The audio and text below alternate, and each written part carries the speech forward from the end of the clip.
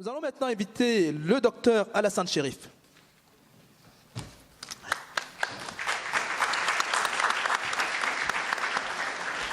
Alors, docteur Alassane Chérif, pendant que vous vous approchez de nous, vous êtes psychologue clinicien, vous êtes docteur en ethnologie clinique, vous êtes expert commis auprès des tribunaux de Paris, vous êtes président fondateur du centre d'ethnopsychiatrie, la MSK.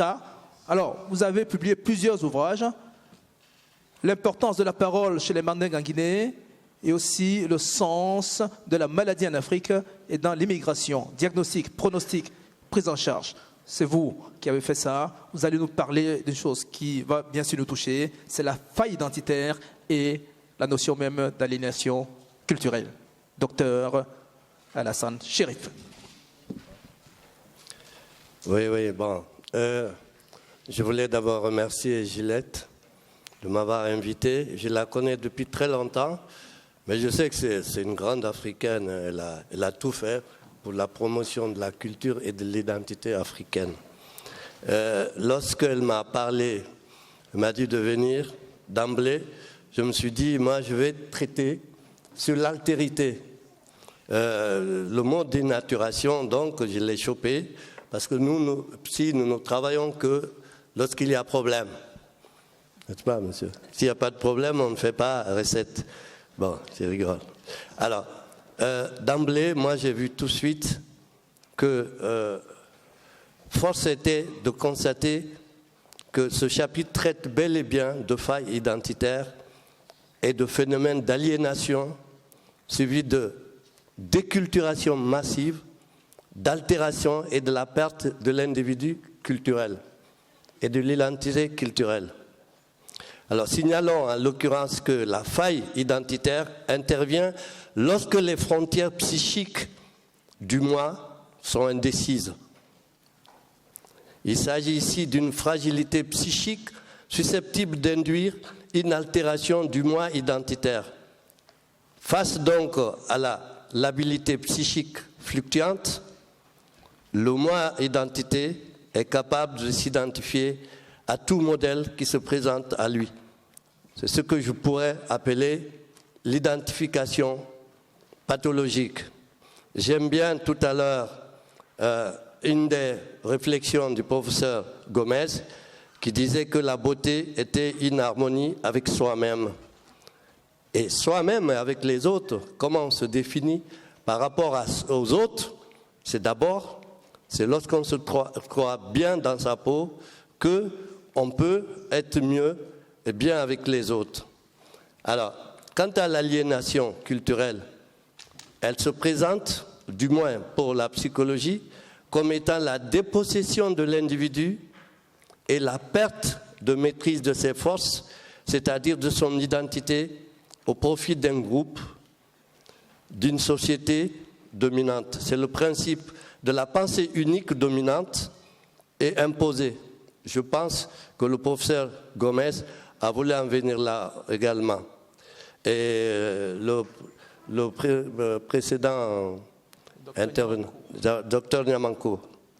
Alors, signalons que durant toute sa vie, moi je vois, sans faire attention, que je détenais beaucoup de choses de Frantz Fanon, de beaucoup de gens, Frantz Fanon, de Amadou Hampâté-Bâ, notamment.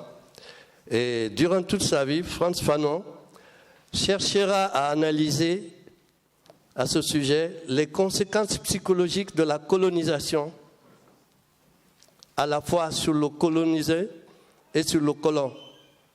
Il se demandera comment guérir le colonisé de son aliénation et le colon de son complexe de colonisateur.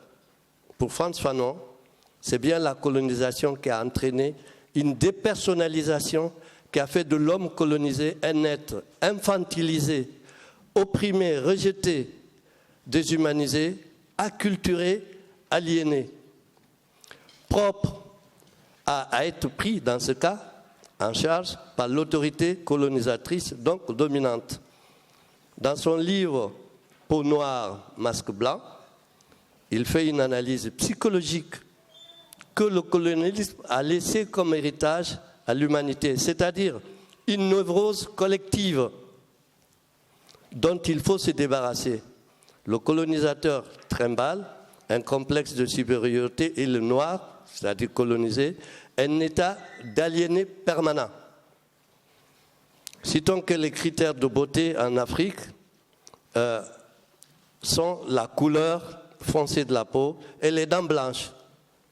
Moi, j'ai toujours grandi comme ça, en voyant les jeunes filles du village, en disant hey, « Mon Dieu, qu'elle est belle, elle est très noire et elle a les dents blanches. » Senghor, dans Femme noire, rend hommage, on le sait ça, non seulement à sa beauté, à sa sensualité, mais à sa couleur noire d'ébène.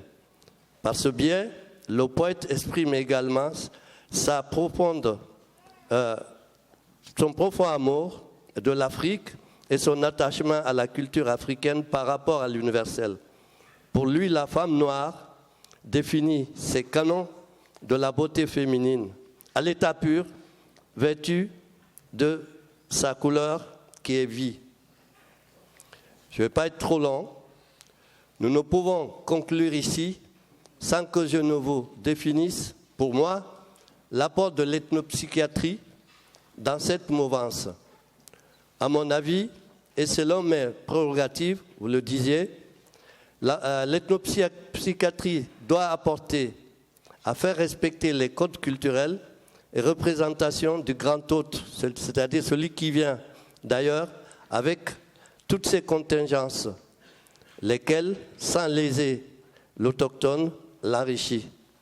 Face à une prise en charge thérapeutique, le médecin occidental doit considérer, pour une même pathologie, l'apport culturel du migrant comme étant une double grille de lecture pour son suivi et efficace du malade. Alors, Gillette, je dois dire que quelquefois, lorsque je pense à toi, je me dis que tu as œuvré pour que cet apport, ces codes culturels et ces représentations demeurent dans la tête de l'homme noir ou de la femme noire.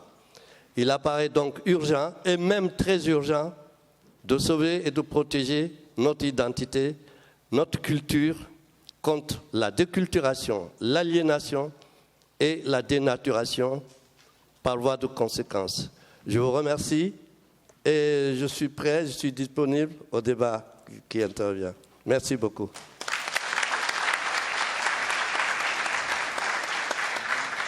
Merci beaucoup, merci beaucoup, docteur. Merci beaucoup, docteur Alassane Chérif, de nous avoir rappelé en fait l'impact de la pensée unique dans nos modes de fonctionnement.